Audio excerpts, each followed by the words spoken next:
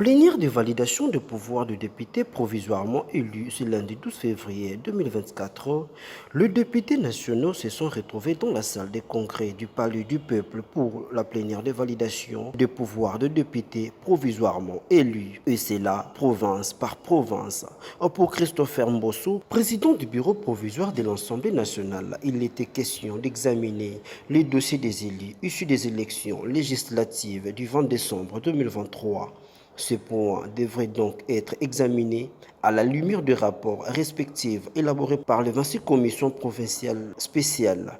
Après vérification de la conformité des dossiers, leur confiés au prescrit de l'article 121 de la loi électorale. Bien auparavant, le bureau avait félicité les élus de toutes les provinces d'être équités du travail leur confié dans le délai imparti. Il espère que cet élan se poursuivra tout au long de cette session extraordinaire, notamment au moment de l'élaboration de l'adoption du règlement intérieur de la Chambre basse. S'agissant de missions assignées aux commissions spéciales, la plénière considère que la CENI avait arrêté les listes des candidats aux élections après avoir jugé leur dossier est conforme aux exigences de la commission et de la loi électorale.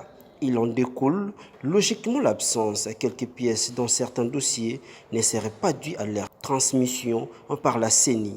Par conséquent, cette responsabilité ne peut être imputée aux élus ni faire l'objet d'un quelconque contentieux électoral au niveau de la commission spéciale ni de la plénière.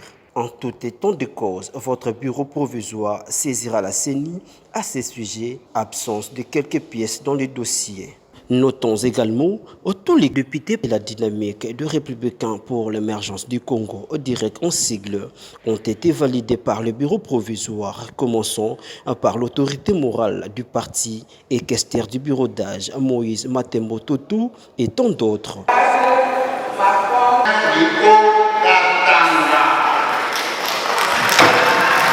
L'heure est venue pour la dynamique de Républicains pour l'émergence du Congo de servir la nation et porter sa pierre d'édifice pour l'amélioration des vies des Congolais. Et direct, prenons-nous en charge.